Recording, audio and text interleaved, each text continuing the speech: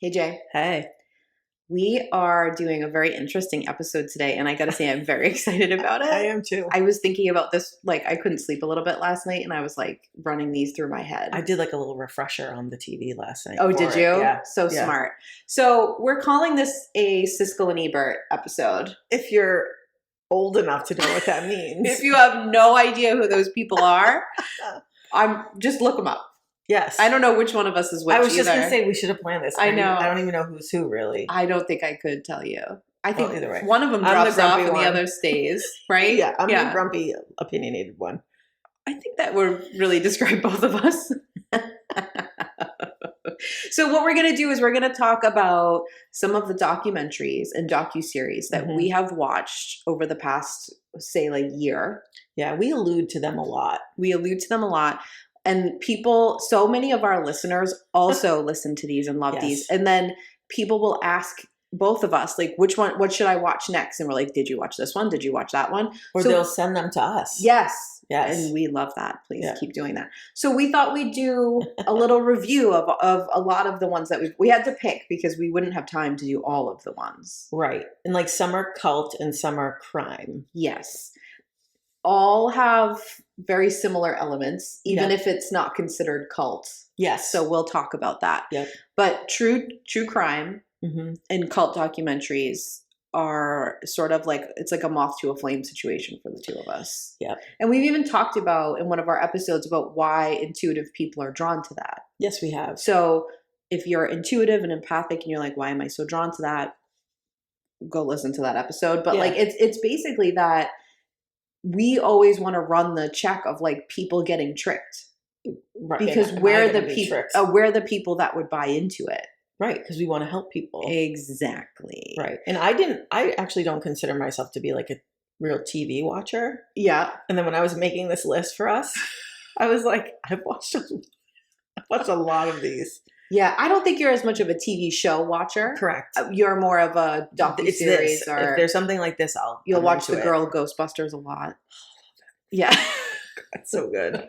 I also just have to say, if you're watching us, we did coordinate again accidentally. Yes, we did green. So Last time it was blue. yeah, and some of you guys, when we mentioned that last time, said that you and your friends do that by accident all the time too. So I just Yeah. figured I'd mention it. It happens.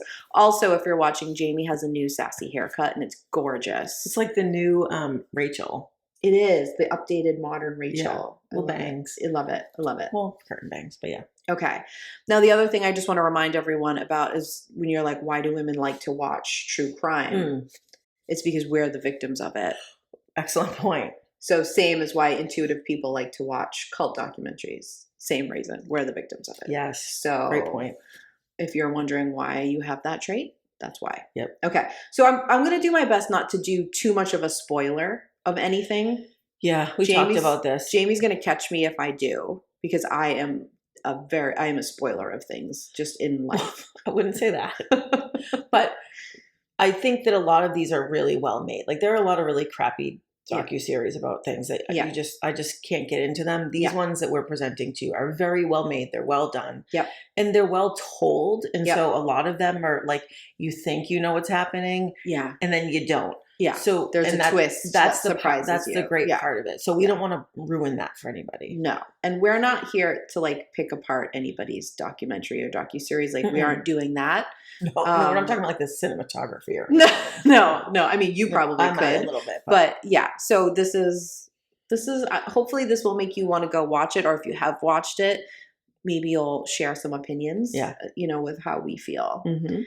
The other thing is that Jamie has a very special rating scale. I do. For these. So tell the people about the punching rating scale. Yeah, it's the throat punching scale. Because I told you one time, it was when we were watching American Nightmare. Yep. And I think I started that and I texted you and I was like, start this immediately.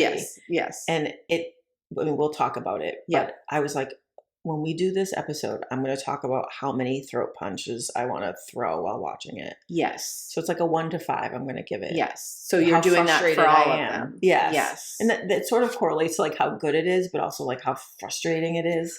Don't you think it also correlates to how, not just like frustrating, but like how you could see you can see this, like the stuff slowly falling apart. Like when the documentary's done really well, you're on the ride and you're just like, oh, there's another misstep by the police. Oh, there's, exactly. you know, why did the family do that? Like exactly that sort of thing. Yep. Because I bet our listeners feel that way too. I bet. Okay. Are you ready for the first one? Yes.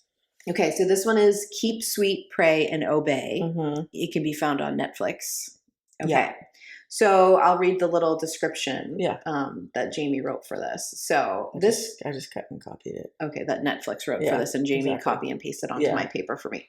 This docuseries examines the rise of Warren Jeffs in the Fundamentalist Church of Jesus Christ of Latter-day Saints and his shocking criminal case.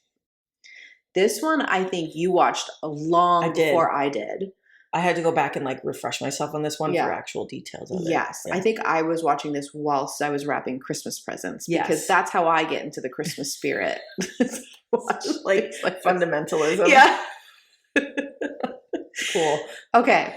This docuseries or documentary was disturbing from the first moment it started. Yep. So this one isn't one that you're going to slowly be brought into horror. No. No, it's like off the rails. Yes. To begin with. Yes. Yeah. I picture kind of like almost Amish people. Yes. Well, that's why they have to dress like that. Like, yes. Be very modest. So, but it's like time travelers. Like they also have like the poofy hair that I would imagine like fancy ladies on the Oregon Trail would wear.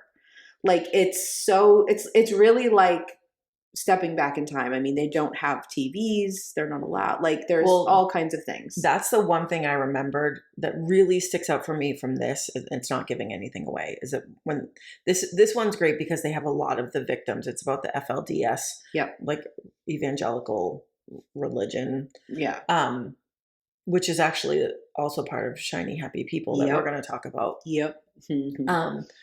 But I will never forget that one of the victims who's in this documentary, she says that they didn't even know who the president was.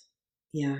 And like, it really speaks to like the isolation that happens when you're a part of a cult or like a high control group is that like, you're like, how does this happen? How do you end up here? Yeah. Well, if you don't even know like where you are, literally like where you are in the country, right? You don't know who the president is, right? Of course that happens. Like you get a real like look into like the operations of a cult, like how like sort of on a wide scale, how a cult like this works. Yes. And how everyone's tricked and then starts buying into it. And in this one, it was really evident of like the generational like cycling of this being born into it. Yeah. I mean, we've talked about that with like Scientology and some of the other cults we've talked about, but like this one was like, oh, there have been like 5 or 6 generations of people being raised in this kind of environment only. Yep. So to think like, how would you know any different? Exactly. When you're isolated, you're not exposed to anything else and you don't have a choice to leave. And your whole life, especially as a woman in one of these, this is a cult. I'm not going to call it a religion. It's absolutely a cult. In one of these cults, you're taught from the moment you're born that you are property, right? Yeah. Your mother is treated like property. Yeah. So there's no way, like, how would you ever go, no, I'm not. That's literally all you know. You're not going to school. You're not out in public. You're not socializing with people outside of this group. It's literally all you know. And you're punished if you disobey. Yeah. So the whole keep sweet, pray and obey. But the keep sweet part is the creepiest part to me because that's what they would tell the girls all the time. And they would have to sing songs like that. And they would have to have like sweet voices and never protest or never say anything. Yeah. Warren Jeffs was not the only bad guy in this. There's a lot of bad guys, but he clearly takes the evil to another level. Yes. But I was very disturbed by how many people, even the people who had escaped, sort of was like, it was fine before him, though. Yes, exactly. A lot of the men especially had that attitude of like, oh, it was fine before he took over. Well, because they got to have 10 wives. Yeah. Literally 10 wives. I mean, and like the girls here are like, they're getting married. Yeah. At like 13, having babies at like 14, 15, like. And not told anything about sex until they're basically being raped. Exactly. They have no idea what it, like, they don't know anything about it. There's not a warning. There's not a talk of what's going to happen. So the trauma. Yeah, it's rough. I found it just really upsetting before Warren Jeffs took over. Right. So when he did it. Yep. I think the thing that with Warren Jeffs that made him even more of a bad guy was that he wasn't hiding the stuff he was doing, where I think his father and grandfather and all the leaders before him were a lot sneakier. Right. But that's how he ended up getting in trouble. Yes. Right. He was also stealing all the money. And, of course. Yeah. Also, a man could only go to heaven if he had at least 3 wives. Do you remember that part? Yep. That's worthy of 3 throat punches. So I will also say that the underage girls who were being forced to have sex in this docuseries, you learn, were videotaped, and there's audio of it, and that's always how these motherfuckers get caught. Well, because they get blazing like this. Yeah, exactly. They don't, like, they're too big. Yeah. For themselves. Like, you know. So this one, highly recommend. The matter is disturbing, but it's done in a way that you'll be disturbed, but there's nothing graphic. You don't see anything or hear any audio. I mean, just hearing Warren Jeffs talk is creepy, but other than that, like, so I think you'd be okay. Just knowing Warren Jeffs is in it, you're not going to be surprised by what you're hearing here. It's graphic, but it's not like it's just as bad as you think he's going to be. They do a good job giving you a real picture into the life of these people, women and men, and they talk about it. And even the ones that are out, you can still see a lot of the brainwashing there as they try to struggle out of it. But like I feel in most of these, with some exception, we'll talk about that, it's always the women who should have no ability to know that there's something better or something wrong or whatever, to be too scared to have no education. It's always them that rise up and get the hell out and then take it down. Exactly. And so that happens in here. And I think that's no secret if you've ever heard of it. I don't think that gives it away, right? No. Like that to me is like the icing on the cake. Like I can watch the horror if that's involved. Exactly. Right. So you'll be amazed at that. Yeah. You'll be like, go women. Yeah. Okay. Number 2. This is a good one. I'm still reeling from this one. This is one we have to be careful not to ruin because it's told so well. It's done so well. So it's American Nightmare. Yep. So I'll read you the description. After a harrowing home invasion and kidnapping in 2015, a couple is accused of staging the ordeal when the woman reappears in this true crime docuseries. It's on Netflix. It's fantastic. One of our listeners commented on a post of ours asking about another documentary in this one, and I was like, I have not seen that one. So I went and watched it. Yeah. Hoo-wee. Yeah.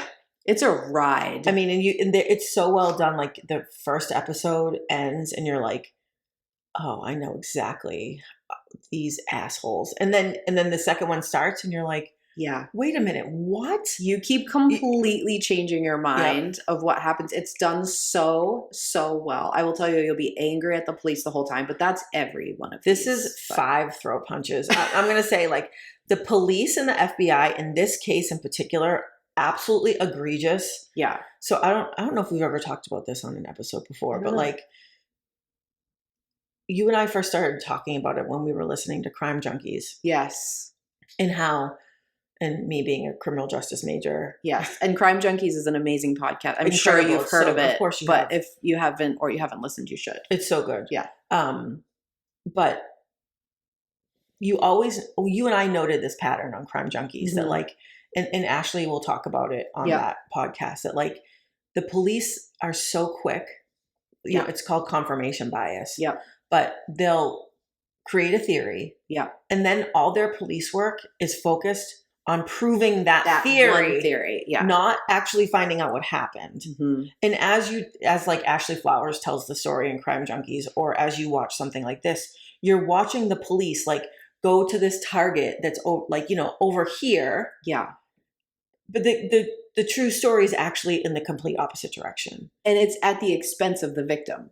Always. Exactly. Yeah. And so this case in particular, it showcases so egregious how the police behaved in this. Like people died. People were hurt and harmed that didn't have to be. Yeah. Because the police were so sure of themselves when they were wrong the entire time. And because in this case, it was because of a movie that had recently come out. I'm not going to say which one because I don't want to spoil anything, but there's a movie that has recently come out before this case that they just, for some reason, assume is a complete parallel to this. They're case. like, oh, they're copycatting that movie.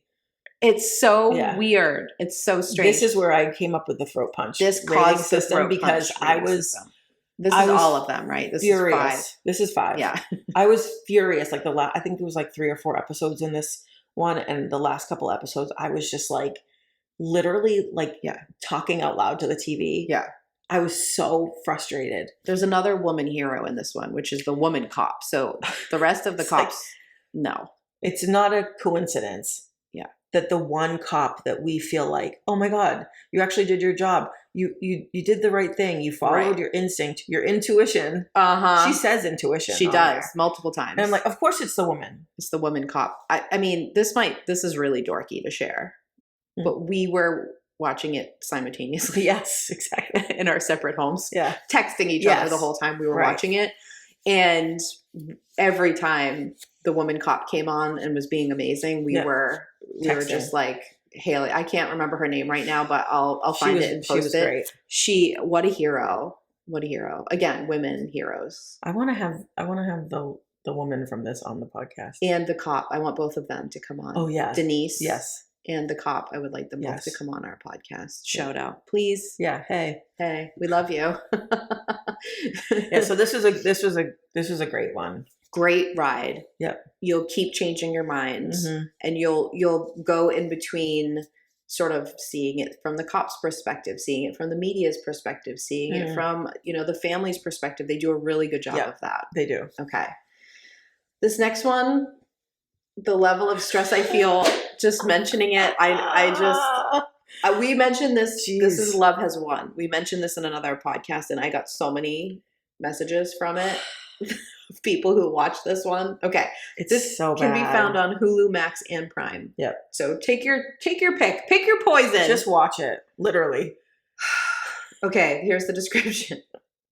Amy Carlson led the obscure religious group Love Has Won, a mix of New Age spirituality, conspiracy theories, and mainstream religion that ex-members and media outlets branded a cult. Okay, it's a cult. Of course. But you want to know what I was yelling the whole time I was watching this? Drugs? No. Oh. I was yelling, this is why people hate us. Oh, yeah. This documentary is the reason why people hate intuitive people. Like why they're judgy of intuitive people, like why they hate intuition people. It's because of the people, and not just her, not just Amy. No. Everyone that involved was in this cult. Yep. Yeah. And again, I don't want to give it away. I know. But this has one of the most shocking beginnings. Like, talk about well done. Yeah. They use a cop's body cam. Yeah, it's real footage. It's real footage. You were like, how dare you? How did you not warn me? What? Because I started watching it first. I'm so glad you didn't. It was outrageous. I'm not going to say another word about it, but if you're going to watch Love Has Won, just pay attention. The opening scene. Yeah, don't be getting a snack when it first starts. Fully. I mean, you won't have a moment to eat during the whole thing because you'll be so disturbed. I mean, even the beginning of the second episode. What was that? Where they introduced the other character. Oh, the father. Yes. Oh my God. Yeah. Jeez, it's like every stereotype. Yeah. About intuitive people. It's like every cheesy, corny website. They even create an MLM selling colloidal silver, I think, right? In other products. It's all there. It's all there. It's it's real. And it's like someone wrote a movie using all of the stereotypes. I would have said it it wouldn't be believable if someone was like, here's this script of this story. I'd be like, oh, that's too far. That's not real. Yeah. And it 1000% happened. And they documented it. And you could watch it. Well, because that's what we always say is that when someone's in charge of a cult, they're a narcissist. Yeah. On some level, for some reason, they're a narcissist. Yep. And so they want themselves documented. Mm-hmm. It was the fall of Keith Raniere. Mm-hmm. It's the fall of Amy Carlson here. Mm-hmm. Like it's the fall of all Warren these people. Jeffs. Warren Jeffs. Yep. Because you think that someone's going to be like writing some Bible about you after you die, right? Like your version of a Bible. Like we want to have all these archives. Yeah. But you're really just so fucking narcissistic. Yeah. It's like that you have to have the camera on you all the time. You think you're Jesus. It's that whole thing. Yeah. Oy. Yeah. This one, I'm going to warn you one thing about this one. You don't leave going like, there's hope in the world. Correct. You leave being sad because there are people that are still in this cult and in the end of the documentary are still very pro all this stuff. Where like we could probably go online right now and find them. Yeah, and they're all like MAGA, live streaming. They're all MAGA Trumpy people. Well, yeah, but I feel like most of the ones I'm always like at the end there's a hero. Right. No, you leave feeling like this wasn't bad enough. Yeah. For you to let go of this. Yeah. Like then what would actually be bad enough? Yeah. The ending of this is so bad. Yeah. Like what would actually be bad enough to get you to let go of this? Yeah. The ending of this documentary is so disturbing. Mm-hmm. The whole thing is disturbing. It's just, you're going to, the whole time you're going to be like, this can't be real. Yes. This can't actually be happening. Yep. And every time you're watching it, you'll get to the part, like, this must have been what Heather and Jamie were talking about. Yep. And then you're going to be like, no, this is going to be, we're talking about all of it. Because that's your experience when you watch this. Yep. So watch this at a time where you don't need like some sort of uplifting ending. No, or you don't need to be calm. No. How many throw punches? I don't know. Because this wasn't like, I wasn't frustrated with police. They're actually maybe kind of the good guys here that like, not really, but like if anyone was going to be a good guy. I think the throat punches, I don't think this spoils. Dr. Phil. Yes, I forgot that part, yes. In the family of Amy. Yep. So let's say 4. Okay. And Amy herself, like I wasn't rooting for Amy. I don't know if I was supposed to be, but I wasn't. No. Okay. No, not for a second. Yeah. No. Okay. All right. Bad Vegan. Yes. This is from Netflix as well. So here's the description. After marrying a mysterious man who claimed he could make her dog immortal, a celebrated vegan restaurateur finds her life veering off the rails. And the guy was from Massachusetts, by the way. He sure was. I was like, I know the exact town. In fact, they didn't have to tell me where he was from. I heard him talk and I knew exactly where he was from. Exactly. His accent. Yes. Yeah. Oh, this one is another journey. Yep. And this one will sort of leave you'll experience this the whole time, but you'll be left with the feeling of like, I don't really think I know what happened. I don't think I fully understand her, the main character here. I mean, it's real, but. No, yeah, she's real. But I feel like a documentary is doing a good job if you spend some of your time changing your mind. Yes. Like if it's showing enough perspectives and enough sides of what's happening, like I remember watching that. I think I watched it a while ago, but I remember watching that and like being like, oh my God, like wow, she was really taken advantage of. Yeah. And then like a little while later, I'd be like, what was she a minute? Thinking? Yeah. How could she do that? Like, like you really run the gamut of like how you see her. Yeah. And she's not fully the victim here. No. And I think that was what I struggled with this one was like, she is a victim in this of many things. Yes. But she's also like, she also does bad things herself. Mm-hmm. So there wasn't a lot of remorse from her. Right. And I'm not sure that I can fully say that about her character because like I don't know what they chose to show on the documentary or not. I did go after that we watched that and like listened to her. She was on Sarah Edmondson's culty. Oh, that's a little culty or whatever it is. Yeah. She was on her podcast and I listened thinking like, let me just hear her talk. Yeah. And she still kind of wasn't.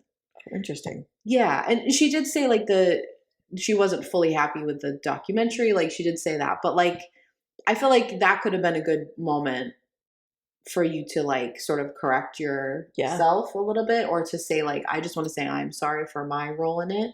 Right. Like, I don't know, maybe I'm holding her to too high of a standard, and that standard being Leah Remini.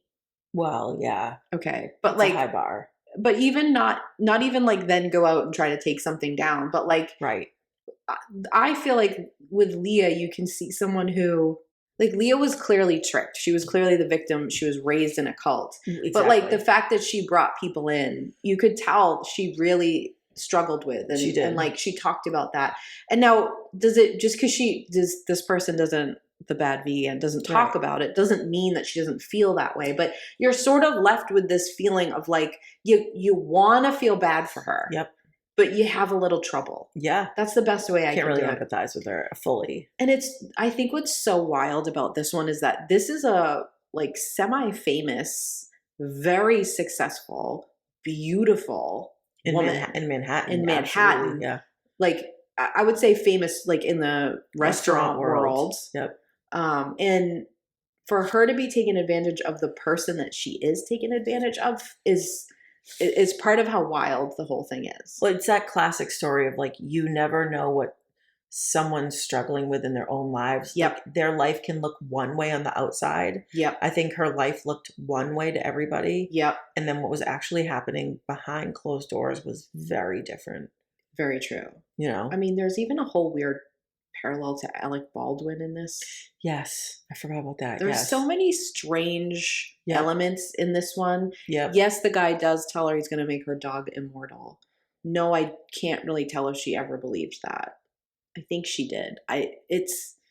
But the doubts you have are part of what makes this documentary really great, I think. Yeah, and I found myself really frustrated with like seeing the kind of scraps that women will take from men and what they'll buy from people just because they want to be loved or paid attention to. Like, I could see myself, you know, I can understand that. Yeah. But watching it as an outsider, you're like, dude, you deserve so much more. Like, yeah, and it shouldn't be more shocking when it's a successful, beautiful, rich woman.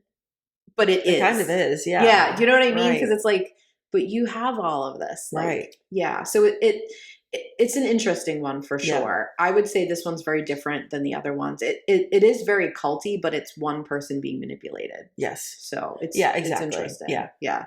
All right, I think we should take a quick break. Okay. And then come back with the one that you've had to coach me what not to say several times on. All right, Heather. I'm obsessed. Hold on. Okay. With Taylor Swift. Right. That's not new information. Yeah. Obviously. Right. But I'm obsessed with what I'm seeing just as of very recently, as of recording, which is now like post Grammys. Yeah. Pre Super Bowl. Yep. Okay. So we're right in that mix. Yep. I'm concerned with how easily divided Americans are. I mean, and I know this is your thing. No.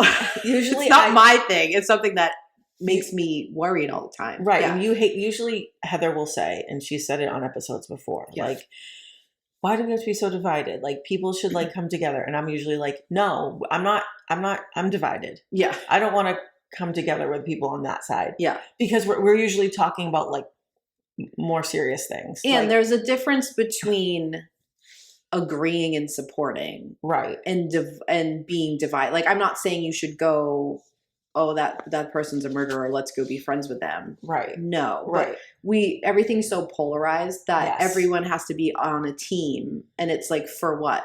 Exactly. Yeah. Okay. And I feel like we're seeing this sort of polarization of, do you hate Taylor Swift? Do you love her?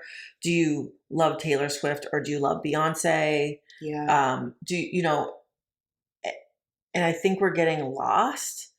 Yeah. Like, I'm seeing so much on social media of like Taylor's fans refusing. Like, so now there's this controversy about Taylor Swift with her private jets and people looking into that. Yeah. And we've gotten to the point where it's like, Taylor is never wrong. Taylor is never to be held accountable. Yes. And I don't even think Taylor Swift would say that. I don't think so. But no. It's like her fan base is now just like moving in packs, like against anything that they think is like defaming her. Yeah, so that there can't be any criticism or whatever of her. Right. If you do that, then you're not a fan. Exactly. And that, as we know, is very dangerous. It's very dangerous. That's like the height of polarization. You've lost the plot completely. Right. Yes. So that's like, I'm just worried about it. Like I see Black women on the internet very like rationally and intelligently saying like, hey, why does Taylor Swift have all these Grammys? Or why does she have all this? Or why does she have all that? Yeah. What about Beyonce? Like she had this tour, she had this, that, like just drawing comparisons and like making you look at like, where's the white supremacy in this? Yeah. And like, spoiler alert, it's everywhere. It's in the whole fucking conversation. Yeah. But the instant outrage at those women, it's like, it's so unproductive. Yeah, you're right. It's so unproductive, and it's not actually doing. If what you're doing is being like a ultimate fan and supporter of Taylor Swift, you're not actually supporting her by just blindly defending and like creating enemies with anyone who says anything. Right. I think what's amazing about Taylor Swift's there's a lot amazing about Taylor Swift, but culturally is that she brings all kinds of subject matter to light because everyone wants to talk about every single motherfucking thing that she does. Right. And she allows it. Like she promotes that. Like it. So if Taylor's involved, I mean, people were mad that she was standing and singing for stuff. They're mad that she doesn't react enough to something. Like, so it makes conversation all the time. Yep. And so it's really a missed opportunity. No matter, I mean, we're both clearly Taylor Swift fans. I am. But you're really, it's really stupid, to be honest, to not then go, well, let's look at this through this lens of someone who's shining a light on all of these things for us. That's ridiculous. And just because you like someone's songs or their music doesn't mean that they don't benefit from the systems in place in this country. Yeah. Taylor Swift benefits from white supremacy. Right. I mean, does she struggle with misogyny and sexism? Absolutely. Of course she does. Right. But as a white woman, is she in a more privileged place? Of course she is. And this is why people hate feminism. Right. Because it's in defense of Taylor. Right. And not going like, well, what else is going on? Exactly. Even the conversation around like Jay-Z saying the stuff about Beyonce, there's misogyny in what people are criticizing him for. Yeah. Because they're like, well, Beyonce has more Grammys than blah, blah, blah, blah. She just have one in this category. Like, and he's saying this and like, he disrespected her. Why is he, you know what I mean? And I'm like, ooh, you don't even hear the racism and misogyny that you just layered into that. Exactly. So I think I'd like to give some advice to white women. Mm-hmm. And let's hear it. Okay. When you feel triggered by something like this, close your mouth. Always. Close it. Just zip. Always. Zip. And think about it for 2 hours minimum before you approach somebody who you know is safe. Not the internet. We don't go to the internet to say it. No. And say, can we talk this out? I'm having a little trouble with this. To someone before you decide to make content and put out into the world bullshit racism and misogyny. Exactly. Stop doing the patriarchy's job for it because you're triggered. It's okay to be triggered. Yes. Just shut your mouth. Right, because the trigger is the place where you need to do the unlearning. Yes. And you know what? Where you work. That's where you work. If you are going at it through ego only, then you're trying to decide if you're right or you're wrong. Right. And like you said before, we've lost the plot if we're there. Right. And then like the broader scope of this is that we're now like, it's that like we're being pitted against each other, that polarization, when there's like genocides happening on the globe. Like there's other things happening. Not that we're not supposed to look at the white supremacy and the misogyny that's in these conversations. We should be looking at them. But when you're like, you're going to battle for Taylor Swift, you could be going to battle for Palestine. Exactly. You know, but that's also by design. Correct. The media is like, let's really make let's pit Taylor Swift and Beyonce against each other. Right. Or Taylor Swift and Celine Dion because Taylor didn't hug her in a way you thought. I know. Like, it's so, like, if you've got to see through it when that starts happening. It's really frustrating. So maybe every time you get really caught up in celebrity drama, I'm not saying there's not important conversation in it, but maybe every time you feel caught up in that, you take a step back and you look at like how people are suffering in the world, like Palestinians, or there's many. Yeah. And you go like, let me put some of my attention towards that. Exactly. And maybe that will start to pull people away from that polarization. Exactly. Yeah. All right, next up. Like I said before, the one that you had to coach me on. Have many people watched this one, I wonder? I don't know. I think, did I find this one? I don't remember. I think someone may have said it on our Instagram page, actually. Okay. I also get, like, once you start watching all of these, you get like suggested ones, and I usually just watch those. So, okay, this one is Escaping Twin Flames. It can be found on Netflix. Yeah. Here is the description. A couple built a spiritual business to help people find true love. Now, former followers are sharing their disturbing practices in this docuseries. That's a real undersell of what this journey is. It's not. It doesn't even actually it's not even the tip of the iceberg. No.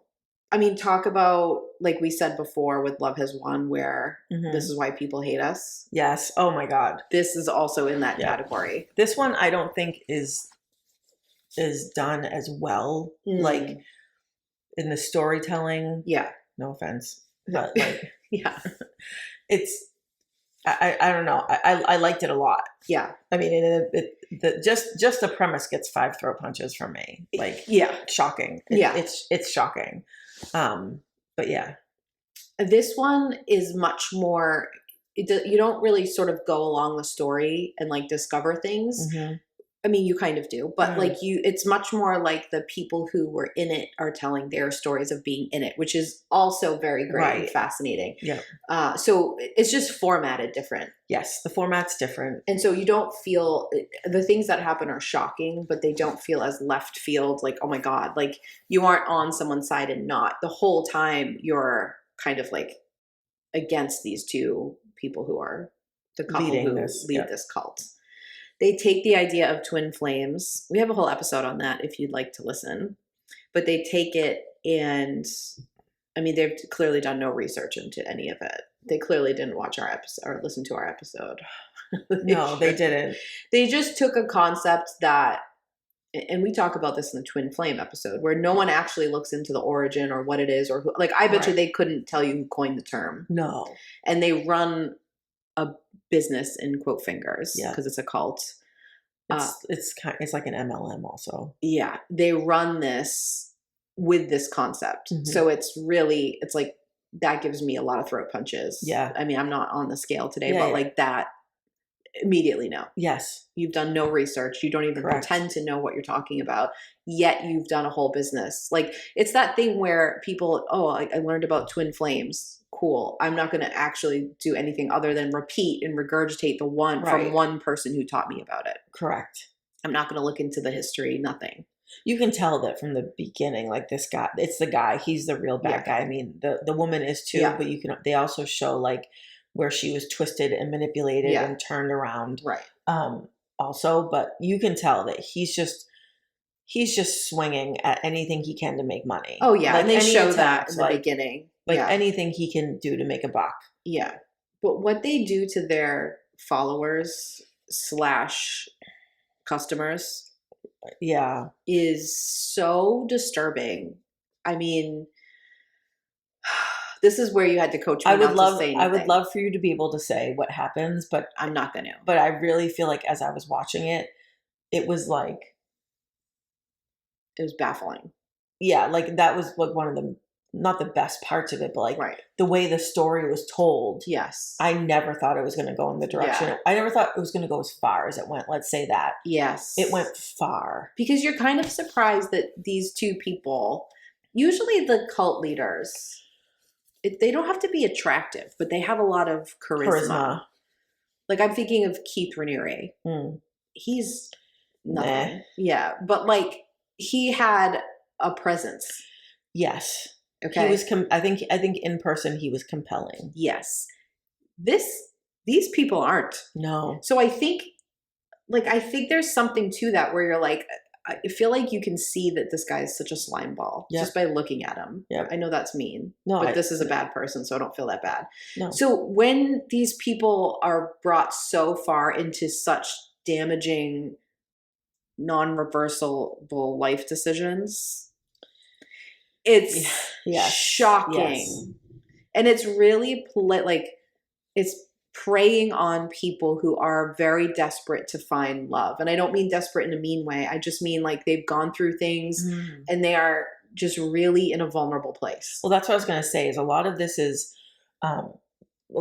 done like over Zoom calls. Like they had Zoom meetings and there's like, I think they're Facebook messengers or some type of messenger. So you have you see a lot of the correspondences or the meetings or whatever. And you can tell that these people, they are desperate, like that. They're chosen for a reason. Like this really highlights a lot of the things we talk about in our cult episodes. Like that, like you choose people who are lonely. You choose people who are vulnerable. Yeah. And then you isolate them. Yeah. And then you browbeat them. You love bomb them. You love bomb them, and then you browbeat them. And then you browbeat them. And that's you can see this happening. Like they didn't see it happening. No. But as you're watching it, you're like, oh God, here we are. We're at the love bombing stage. Like you can see it happening. Yes. And it's, so once you know that pattern, when you start watching these, you're like, oh, here we are. This is going to be trouble. Yep. Yeah. I think another thing that really bothered me about this one, there's a lot, but there's really also the element of like the guise of self-development.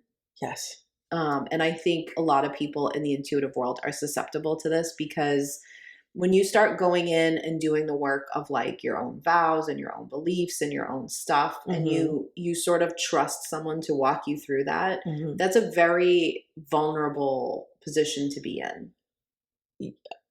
Yes. Right. 100%. So it makes me, I'm going to get like, I can feel my eyes tearing up.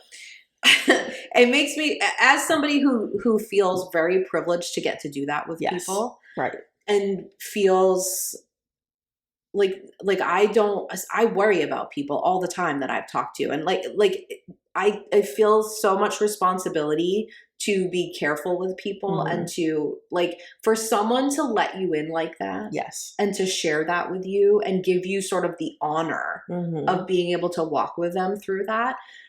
I know what that took from that person. Right. I know how much bravery that took. I know what they had to face. I know they had to like fight all kinds of walls and stories they've put to not look at shit. Yes. And so for someone like these two people who have no training, no knowledge, no understanding, no care, to do that to these people, not well either. I watched how they did it. No, right. And then take advantage in that, like pounce at that state. Right. That is it's so infuriating. Yes. It's so sad. Because it's the opposite of what someone who's intuitive should be doing. And it makes people see stuff like this and go, I'm never going to do that. I'm never going to be in a group like that. Or, and it's like, because there are really, like, there's so many great groups and so many positive things that you can do that like it makes it extra infuriating. Yeah. And I think to that point, like, I believe it happened in this show, but also in The Love Has Won, where you have people who say they're intuitive and say that they're getting downloads and say that they're getting, spiritual information like through mediumship or however they're doing it. They're lying. Yeah. Like they're lying just to keep you in. I mean, just to keep you bought in, right? But like, that's actually a real thing. People do get downloads. People can like intuitively know something. But to see it used like this to harm people. It's infuriating. It's infuriating. I mean, can I jump back to The Love Is One? Because it just made me think of something. Yes. Okay. You can tell me if I need to cut this from the episode. But okay. If someone tells you they're getting spiritual download advice from Robin Williams, the comedian. R.I.P. please walk away. I mean, this is why, and I'm not trying to make fun of people who are receiving this and believing it. No, I'm trying to tell people, like, I know that's an extreme version and it's kind of laughable, but like people believe things and they think that's how it works. No, and they talked about him on like a first name basis. Like, oh, we heard from Robin today. Yeah. Like, could as someone as a medium, tap into the energy of Robin Williams because he's spirit, like he's died. Yes, you could do that. That I don't have a problem with. Yeah. But for you to say that like Robin Williams is like your galactic counsel. Yes. He's going to come in a spaceship and get you. And he's like talking to you every day. Come on. Yeah.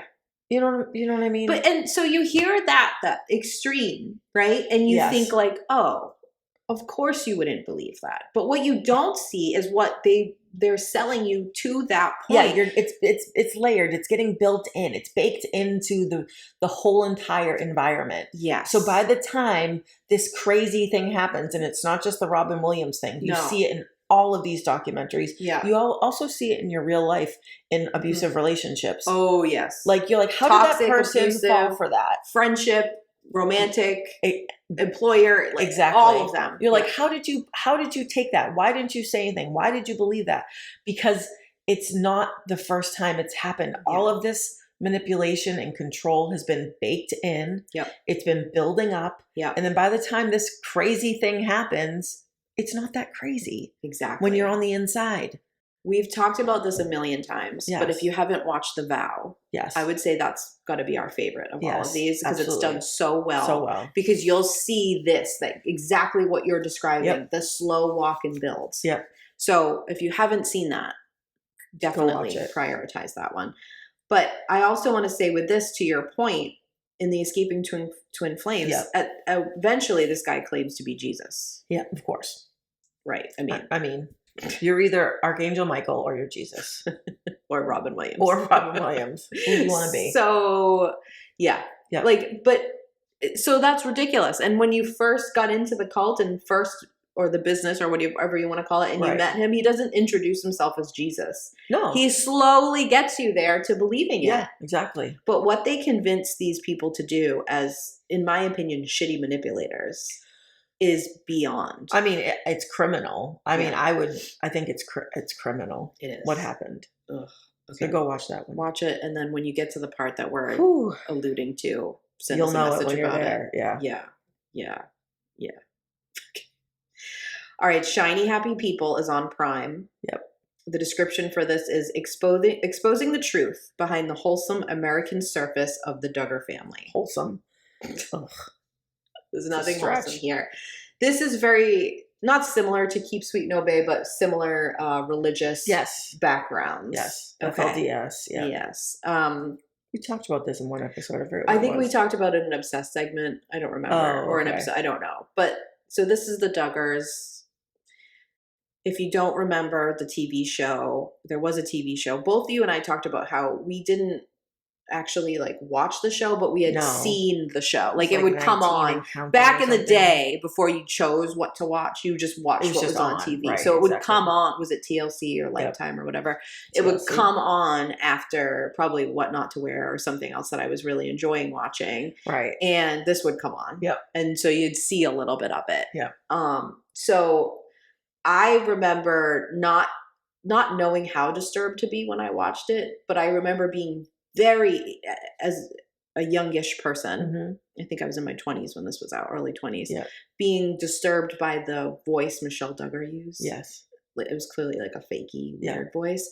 So if that's all you know, man, you're in for a wild ride. Oh, what's happening behind the scenes in this behind this family, the religion, which is a cult, like it's so problematic. Scary. It's really scary because it's sort of a little bit Scientology-esque in it. There's so many powerful people and so much money behind it that it's going to keep going for a while. And that, like, we can shut down like the Twin Flames people and the Love is One people. Yep. But things like this with like the guise of religion behind it that have this much money and power and clearly people at the top.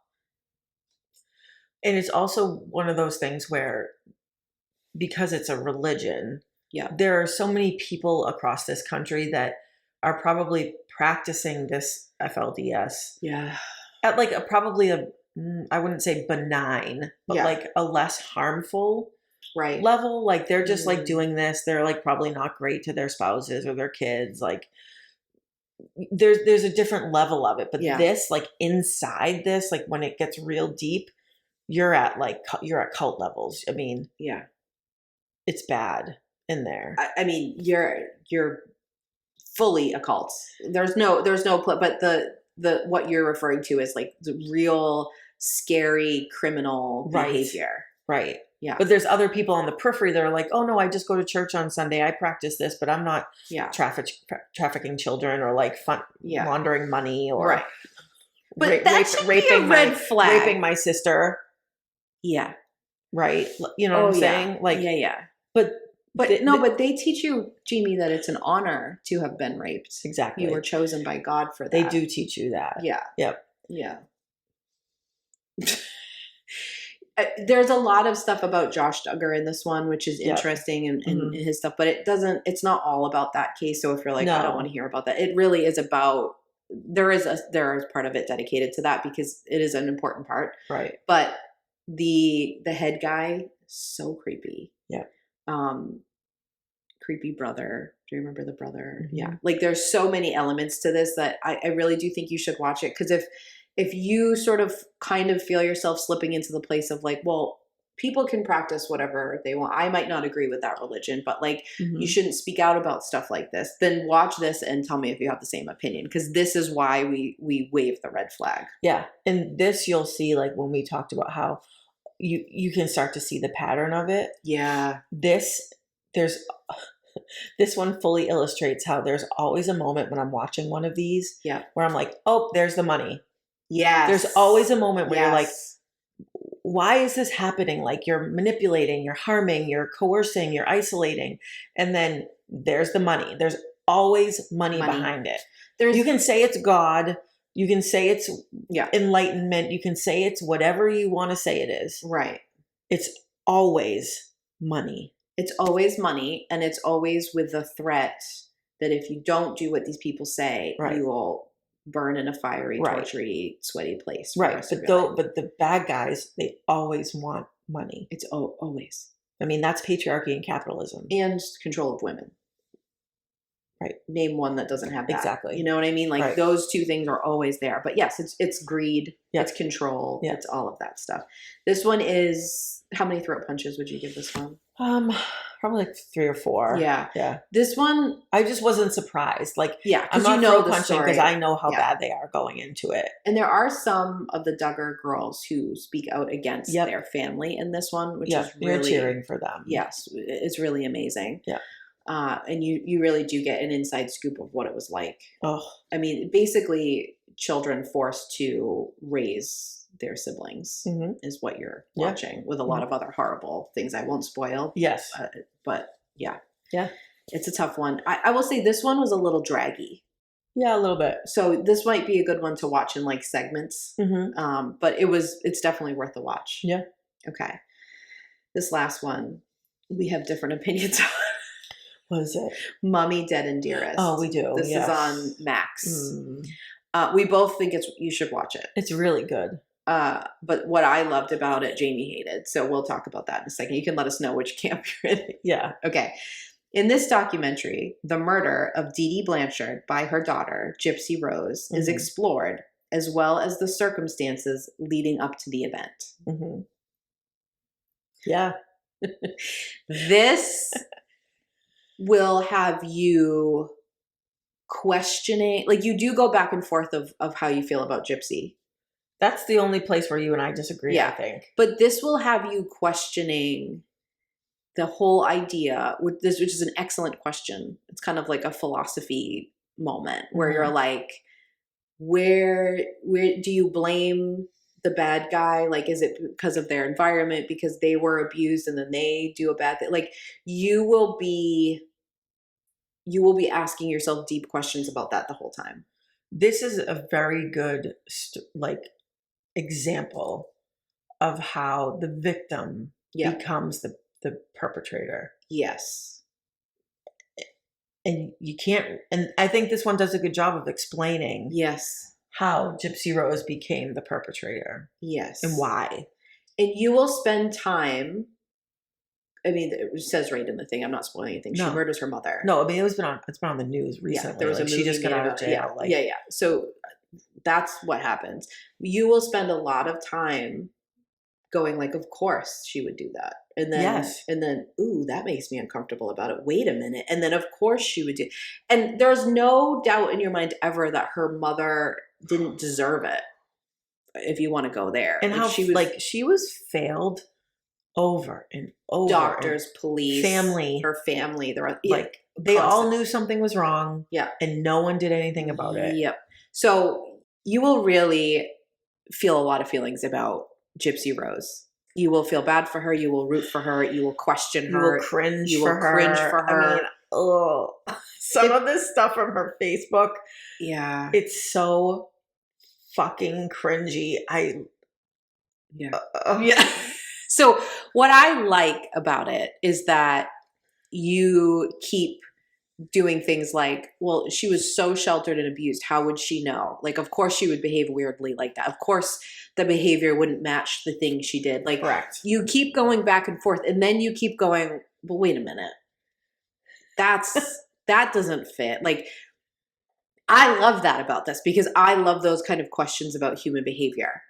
Jamie, however, felt like her whole body was in a clenched fist the entire, like that bothers you. I never once didn't believe her or wasn't on her side, but she's just not like a super likable heroine, which is not her fault. Like, I realize I realize that that's a problematic viewpoint of myself, that because she's not behaving in a certain way, I don't want to empathize with her as much. I get that that's a me problem. But it's not just a you problem. I'm actually reading a book about this. Mm-hmm.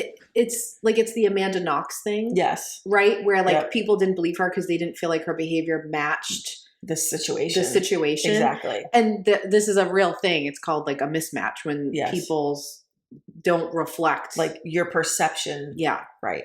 And you'll feel that with Gypsy Rose. Yes. So you're not the only one feeling that. Right. But it's the questioning of but how much is it okay, well, I can excuse that, and how much can I, and should we be excusing or not? Right. That's the part to me that's interesting. Well, I mean, she did time, so we didn't fully excuse it. No, she did get out early. Yeah.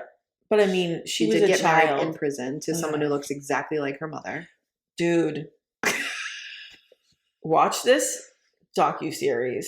They don't say this in the docuseries. No, I think I saw it on TikTok. No, I sent you a TikTok of it, and I was like, what the hell? They do a side-by-side on a TikTok of her current husband and the mother murdered. Their faces look the same. Are the same. It's like this Freudian extravaganza. It's wild. It's wild. She married while in prison. I believe he's a teacher of children. Is he? Yeah. I don't know. Yeah. So you gotta watch it, but you're gonna it's not gonna be a relaxing for your mind watch. So it's gonna really if you need to be distracted by something in your life, this is a great distraction. It'll consume you. Yeah. This is a 3-throat punch because of everyone that they interview, and you're like, how did you? There's literally a doctor that comes on and is like, I put it in my notes that this is, what is it? Munchausen by proxy. They don't call it that anymore, but that's what it was. Okay. But I didn't bother reporting it. Because I knew no one would believe me. And I'm like, that's exactly what she was banking on. I mean, you're gonna feel bad the lengths that the mother went to incapacitate Gypsy Rose. And she couldn't even go anywhere without holding her mother's hand. Her mother would squeeze her hand if she said anything wrong. It's so crazy. I mean, her mother forces. Imagine having that much control over your kids. I tell my kids shh, and they're like, what? They do the opposite. I can't get my kids to remember to make their bed every day. Yeah. So yes, but forced medical procedures she didn't need that will affect her for the rest of her life. She didn't know until she got to jail that she wasn't dying. Exactly. That's how deep. Yes, it's so disturbing and stuff. But then there'll be things that happen and that she does that you're like, and then the dad, it's so much. But go watch it and then Tell us Let what us know. you think. God. All right, I just have to quickly shout out a few. I mean, we've talked about them a lot, but they're really good. Just they got to be on your list if they're not. I was actually thinking of rewatching some of them. Mm-hmm. So The Vow, which I've mentioned, that is Keith Raniere. The NXIVM cult. Best one to understand. So good. You can understand how you'd get sucked into this cult. Yeah, it's done as like a movie. It's like that good of a quality because of Mark Vincente. Yeah, it's so good. Scientology in the Aftermath. That's Leah Remini. Amazing. That was my first ever, like, me too. Really, like, in it. That's what pulled us into the obsession of cults. Yeah. Seduced, which is also NXIVM. That's India Oxenberg's version of, excellent. Like, that's her side of her time in the NXIVM cult. And then Stolen Youth, which is the Sarah Lawrence one. That one's really good. I mean, really it's good. Crazy. I don't know how much we've spoken about it on here, but like, I think about that one a lot because I mean, maybe it's because of the age of my kids, but it happens on a college campus and these kids are like pulled into a cult. Basically from a dad of one of the other kids, right? Yeah. And like their lives are destroyed. Oh yeah. People on track to become amazing doctors. Things. Like one was a doctor and now can't practice. Like it's shocking. It is. And you'll also do the thing where you're like, why didn't anyone step in? I know. Yeah. And when we were searching for colleges for my daughter, that came up on like a Google search. And you're I was like, nope. Which is that it sucks for Sarah Lawrence. I know it really wasn't the college's fault. I mean, they dropped the ball for sure, but like it didn't have anything to do with the college. It did not. It didn't. But still, I would feel the same way. It's bad PR, man. It's really bad PR. Okay. So if anyone who is in any of these cults or documentaries wants to come on the podcast, including Gypsy Rose. Imagine, yes. Maybe not the creepy guy from Twin Flames. I was just going to say, the woman not invited. His wife can. Yeah, he is not invited. No, disinvited. Maybe we could try to go get some coffee now and see if we can channel Robin Williams' Galactic Council to give us some advice while we drink. I need to establish a Galactic Council. Okay. By the way, if anyone ever uses the word galactic and they're not a fucking astronomer or talking about Star Wars, walk away. If someone's like, my Galactic Council told me this. It's probably a red flag that they're not a great person. Walk away. Okay. Let's go talk to Robin Williams. Okay.